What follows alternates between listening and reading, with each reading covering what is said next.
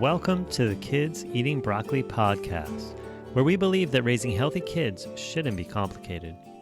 Our mission is to inspire 20 million families worldwide to take the steps to raise the healthiest generation in our history. We'll interview some of the world's leading experts in nutrition, human potential, and children's health, as well as extraordinary chefs and foodies to gain insight into simple, fun, and creative ways to introduce natural health into homes across this planet.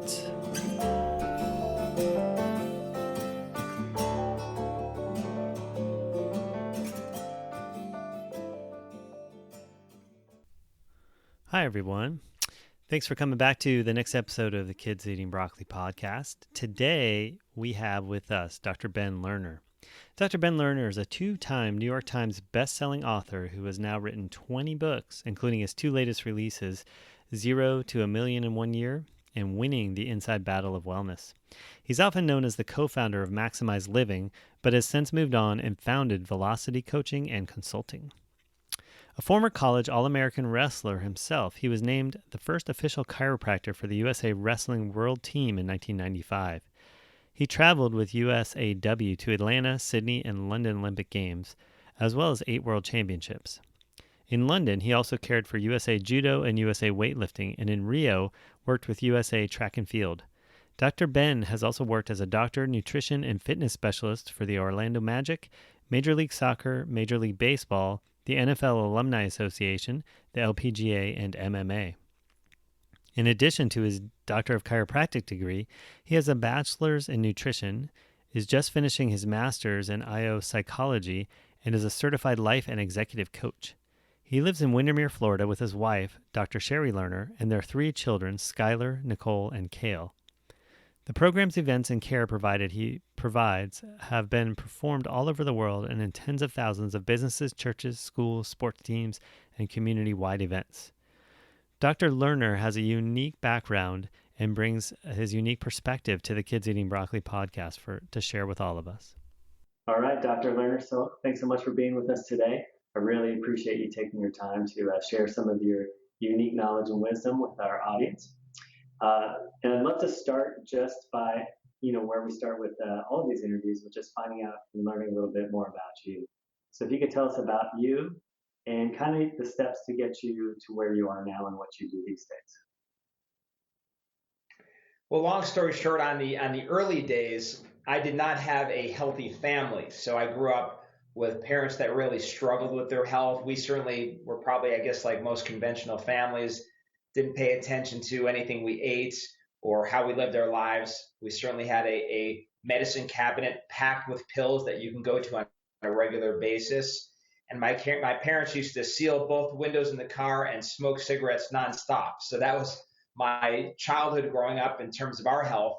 And so recognized early on, that isn't what I wanted for myself or my children later on in my life. And so that really drove me to get a degree in nutrition, drove me to get my chiropractic degree, my master's in psychology. And actually, I'll start off, I was in medical school to begin with, but thanks to a medication that almost killed me, I moved into more the natural way of living. Gotcha. And tell us some of what you're up to these days. I know you've written a few books recently, as well as others in the past. Can you tell us a little bit about that? Yeah, so I was so passionate about this message that back in the year 2000, I wrote a book called Body by God. And what was really cool is it was apparently a book that was well-timed. It became a New York Times bestseller. I ended up traveling in the entire world. I spoke in Europe and Australia, Canada, the U.S., on TV, radio, everywhere. So it went really well. And so have written 17 more books since that time, all basically focused on health. And really because of, again, the influence of my family growing up, making it easier to be healthier, making people's lives easier to live, not harder to live when it comes to being well. That's a great frame, because I know with a lot of people I work with, when they think of making changes towards being healthier and living healthier lifestyles, that it's going to be hard, it's going to be hard work, they're going to have no fun and that kind of stuff. And so to kind of turn that on its head and really show them how to live in a healthier way that's easier, that's a really cool, turn on that whole idea. I'm sure you've run into that in the past as well. So I'd love For to, me, yeah, go ahead. well, I would say, my parents used to try stuff. They try diets, they try exercise, and they hated it. So they would quit really soon. So again, the idea was, how do you come up with ways of making it easy for families to live healthy so that it's fun and it's not like, oh, this really is boring or painful or it really sucks to live healthy, that, you wouldn't do it any other way. Cool. So yeah, let's get into some of sort of like the granular aspects of that with families, especially for a lot of our audience is parents who either have been, walking down the road of being healthier and want to bring that to their kids, or other parents who are just sort of waking up to, hey, I got to do something different, whether it's a health challenge or whatnot. What are some of the places kind of to start, in your opinion, if you're looking to make some changes in your family, and particularly with your kids and their healthy lifestyle, and ways to make it so it's not hard to start? I think that the high point, if I start at a high level, it's just to recognize the impact bad living is having on the family. So we were just on vacation with several families, and one of the families there, the parents were in the medical field, orthopedist and a nurse, and their children were on a lot of medications, and their diet was made up of a lot of things that were ripped out of packages, a lot of very unhealthy snack foods, a lot of fried foods for breakfast, lunch, and dinner, headed out to get the donuts in the morning, a lot of things like pizza and ice cream. So, not that on vacation it's not a time to indulge or take it easy, but this was clearly what they did all the time.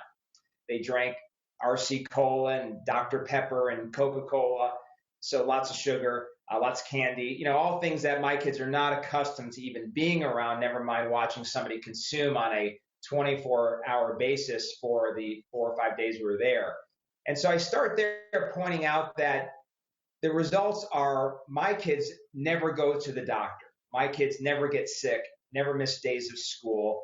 We don't have any medication that's being cooled in the refrigerator right now, that it's just such a better way to live, to be healthy, that even though, yes, there's some things to learn and some steps to take, and there might be a little bit extra effort, that the results are fantastic, and it makes our life a whole lot of fun at home. Cool. And so for the parents who like are starting to understand that, really see, maybe, like I said, maybe they've had some health challenges with their kids, that seems to be where a lot of people sort of intersect with this, or just, really wanting to have the best, give the best to their children, as we all do as parents. Once that is established, they're ready to make the changes. Where do you think are some good places to start if someone's been, say, on the standard American diet? Yeah, it starts with having some kind of guidelines, when it comes to most things in life. So if we're talking about technology, we're talking about nutrition, talking about time just sitting in front of the TV or computer, that there should be guidelines. And they say in my master's program in psychology, what we worry about is the fact that many parents have no guidelines. So it's not that, for example, a video game is terrible for you, but if you can just play it all the time, then they've proven it is terrible for you. So, for example, our kids are not told you can never eat sugar, but they're only allowed to have it. I have a couple small children. They're only allowed to have it Friday and Saturday. And Friday, it has to be a healthier version. So something, that's all natural, but has maybe sugar in it. Saturday, you can have that one just really bad sugary thing. And so there's actually, a nice tight process that we've established, that here's when you can have it, and here's when you can't. And so the kids look forward to their sugar day, but also appreciate the fact that it makes them learn. Like, they appreciate the fact that the reason they do it is for their health. And that they also they look forward to Friday and Saturday. If they did it every day, they may not look forward to it as much. So just having a plan for it, first and foremost, is probably, a great place to start for most people. And with that plan you're talking about with your kids, Do you find that it's difficult other times, if they're like when you were on vacation and they were around this sort of constant flow of the sweets and sugar from they must have seen other kids consuming that way. How is that for them? Or do they feel like they're getting it because they have their day a week, or how does that interaction go for you guys? Yeah, and a lot of parents worry about that. Will the kids feel like, so my kids have never had fast food ever, so my kids are 10, 14, and 20, and they've not had fast food. I mean, a 20-year-old, he's at college, he might be eating it now, but I hope not. It makes him sick. So I don't think he would. But you feel like you're depriving your kids of their childhood. And I can tell you that's not our kids' feeling at all. They feel like, hey, we're choosing not to eat that way because we know it's bad for us. When you are educating your kids on it, they're seeing how they feel eating bad food. They're understanding the value of good food. There's not the kind of resistance that you might think, once you get going. But when it comes to being surrounded by it, we have to say, hey, remember, it's not Friday or it's not Saturday, or you already had your sugar for today. So we do have to remind them when they're surrounded by it, but they don't feel deprived. Not once did they say, but Billy or but Kathy or but Bobby, they got to eat it. How come we don't? That doesn't come up because we educate them on it, and children are surprisingly open to learning about it. They recognize that when they eat it. So when they have slipped or we've slipped or haven't paid attention, or they went somewhere and ate a lot of sugar, they feel bad. They notice that, hey, that symptom, the fact that you're lethargic, my son and daughter are both athletes, the fact that you couldn't perform today at your best, we point out, and again, teaching from an emotional intelligence perspective, we point out that you're not getting your body to perform the way you'd like to when it's consuming sugar and junk that it doesn't want or need. Gotcha. So clearly, in terms of where to start, I hear you talking a lot about sugar, and that's a big one, a huge one, really, in our society with our kids, to start limiting and cutting out of the diet on a regular basis. What are some things that a parent who's really just trying to get their foot in the door with healthy eating might look to add to a diet, or other changes sort of on that level that you would counsel if someone came to you and asked, where do I start? In this, whether it's for kids or for adults, you have to find the go-to foods that you actually like. So there is an investigative, here are healthy things we cook that are in alignment with what our kids are looking for that they actually enjoy. So we make all kinds of desserts using coconut flour, almond flour, stevia, xylitol, healthy ingredients, avocado. And you can turn these ingredients into a lot of the desserts that kids love.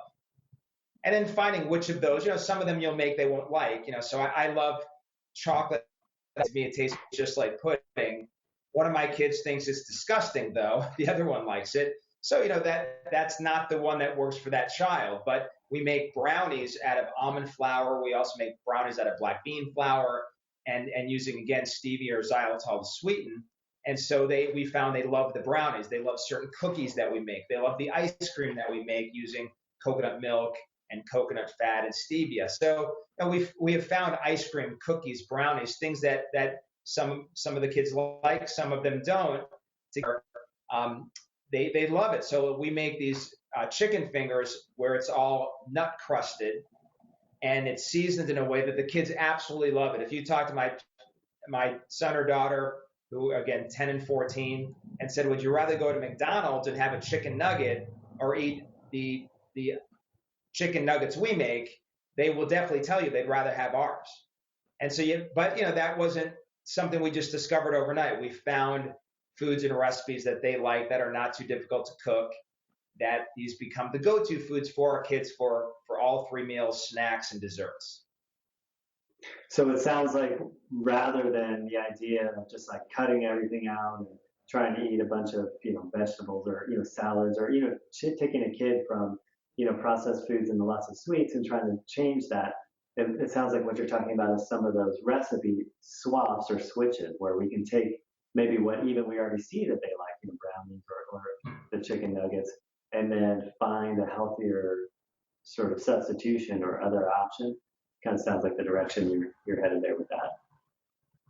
Yeah, this goes back in Body by God. I called it the replacement rule, that you could find a replacement now for virtually every type of food. So we have 3 different types of pizza we make that aren't made with any of the ingredients of normal pizza, but we've got 3 different kinds of flour. So there's a zucchini flour, there's an almond flour, there's a coconut flour that all become the base of the pizza with, healthy organic cheeses and sauces. The kids all like one of those flours. They like the almond flour, but we replaced pizza with these healthier alternatives.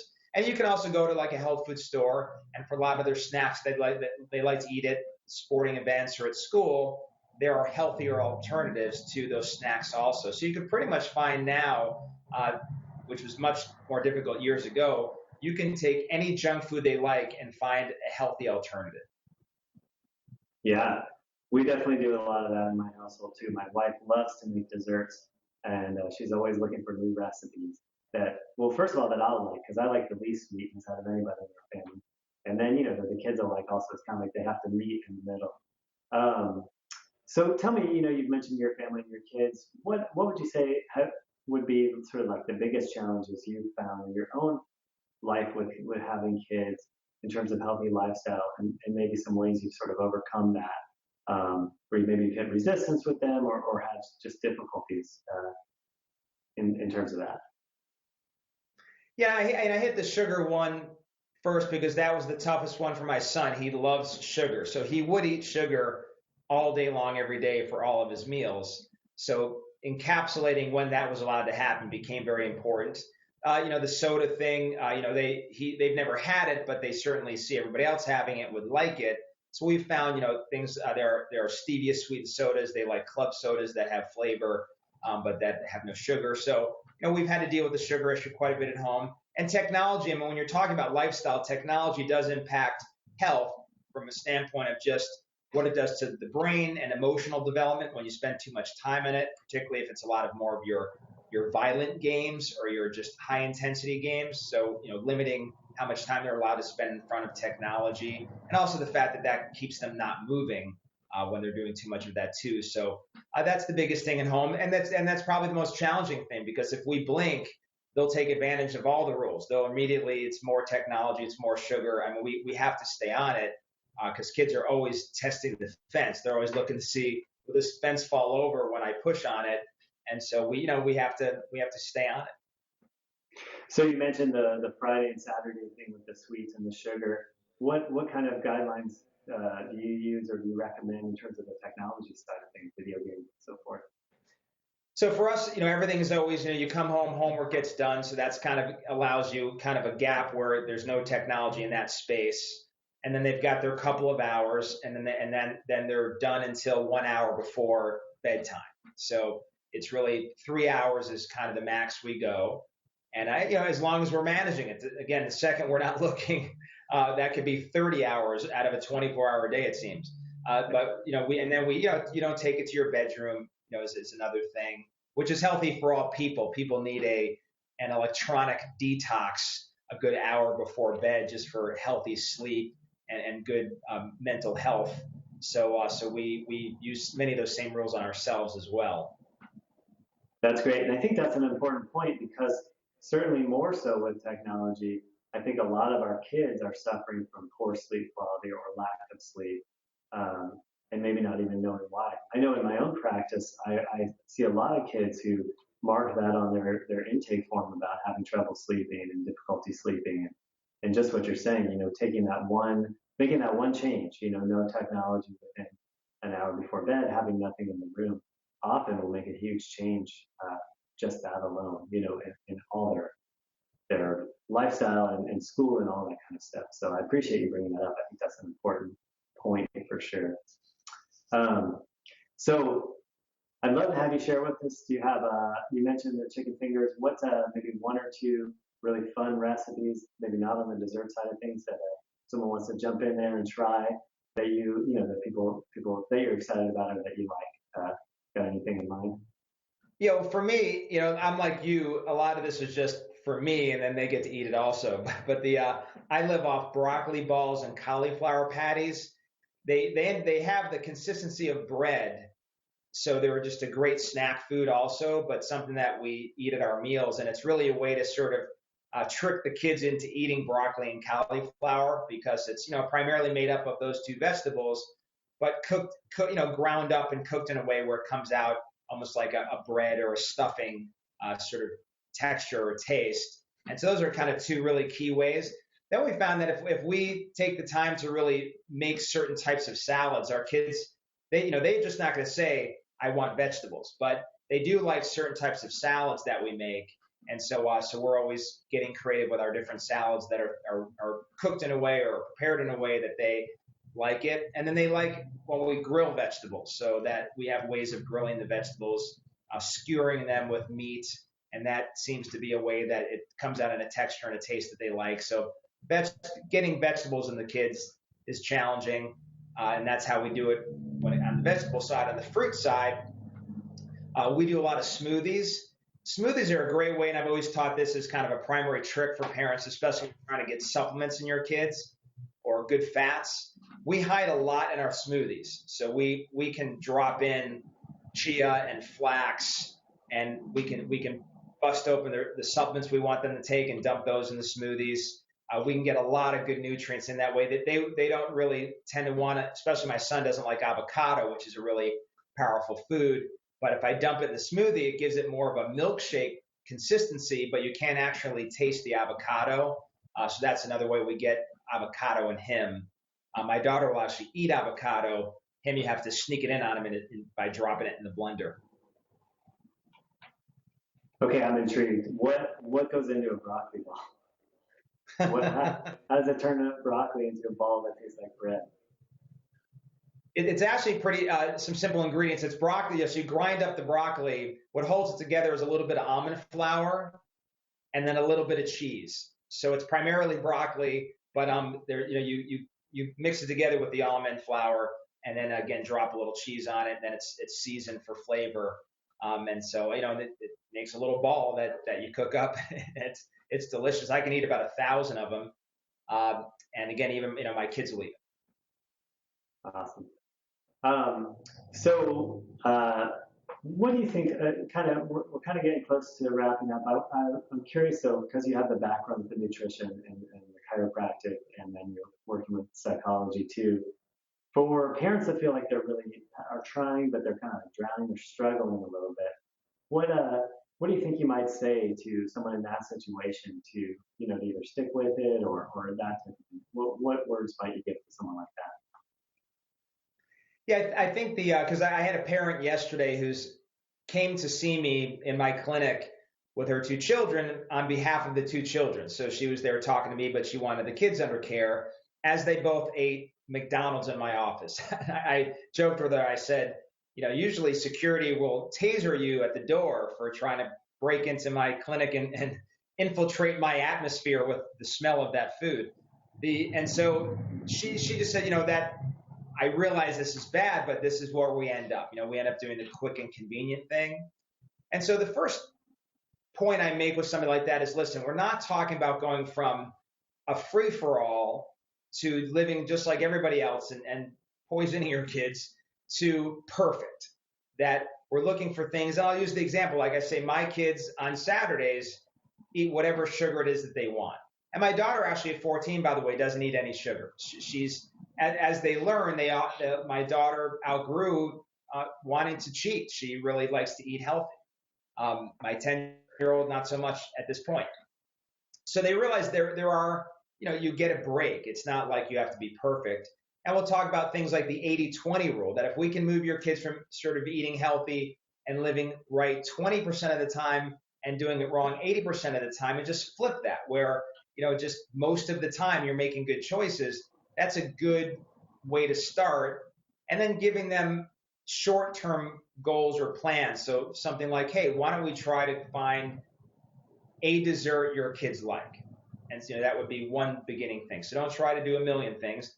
Let's just start with, I know if you say your kids like sweets, let's find one type of sweet that they like. And then what do you send them to school with? Well, a bologna sandwich and Cheetos. Okay, well, why don't we go to Whole Foods and let's find, something without nitrates, and let's find a snack similar to a Cheeto or a Dorito, whatever that they would like, that doesn't have all the chemicals and additives and preservatives, and start there. So, slow suggestions to get them moving in the right direction, taking the pressure off by realizing it's not perfect and it's not all the time, and just working with their kids to find the 2 or 3 things to start with that they like to get them used to eating this way. And then just start the conversation. Because again, I think people are shocked. I'm sure you've done talks to kids on nutrition or fitness, and you don't realize the kids are intrigued by it and they pay attention. And especially when you say, the reason you're feeling that way right now isn't because somebody licked you in school or because there's this germ going around, but because you lived in a way that lowers your immunity and that exposed you to getting sick.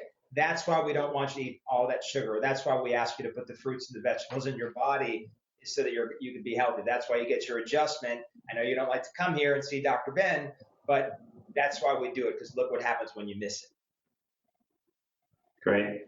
Yeah, the small steps, I think, gives people hope, because I think a lot of times that hopelessness comes from the idea that, we're way over here, eating McDonald's in your example, and how do we get over here and eating, fresh, raw, organic, whatever, the sort of the ideal in the mind is. There's a bridge. It's not like, well, we're going to start with intermittent fasting, and that's a lot of us health gurus. We have these strict disciplines that we can live, but I didn't start there either, and so helping people bridge that gap, make them feel comfortable that food has been done thousands of times with thousands of families. Just allaying their fears is a big part to start with. Totally. And I also appreciate the sort of how you're bringing back sort of the empowering of the kid themselves, at basically whatever age that they are, that they know that, if you just kind of lay it out in a way that's easy to make sense of, the kids will often, they'll get it. They'll choose whatever they choose, like you mentioned your son, he might always choose the sugar, but at least if you start that conversation, they kind of get what's going on. And so they're at least conscious of their decision. Yeah, if you said to my son, why are you only allowed to eat sugar twice a week, he'll give you a doctor's report. He'll go through the whole reason why. He's absorbed all of it. So he doesn't, as much as he'd rather have us take the reins off and let him go, he doesn't fight it because he gets, there's a purpose behind it. Yeah, and that's cool to rather than just have the kids be, here's what you have to do, involve them, and have it be something you're all doing together. I think that fosters so much more potential success, certainly, when your kids are treated as a member of what's really going on in decisions. So that's cool. I appreciate that. What are some of the ways or some of the best ways that people want to know more about you and learn more of what you're up to and get more from you? What are some of the best ways to do that right now? Well, so if they go to drbenlerner.com, just drbenlerner, LERNER.com, you can access everything we're doing there, our coaching, our Facebook, the books that we sell. And, we teach a lot of these things on Facebook Live. I think that may be how we connected. We're talking about broccoli balls on Facebook Live. And that's how we first met. So that's really the best way to get in touch with me. All right. Well, excellent. I appreciate you taking your time with us, being able to share your unique take on things, your unique wisdom as a parent, and then as an expert in all these multiple fields. The practical tips you shared with us, I think, are going to really help some people make some significant change. So I appreciate you taking your time and giving in this way. Great to be here. Yeah. All right. Well, thanks so much, and we'll look forward to checking out what you're up to in the future.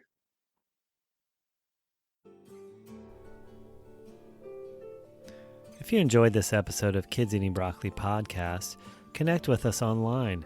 You can find us on Facebook at Kids Eating Broccoli Podcast or at Dr. Brad Ellisor DC. You can also go to our website, drellisor.com. That's DOCTORELLISOR.com. Go to iTunes and leave us a review and a rating, or on Stitcher. And be sure to keep in touch with us so you can hear the next episode. Sign up for our mailing list or like us on Facebook. You guys take care now, and let's make the next generation the best generation.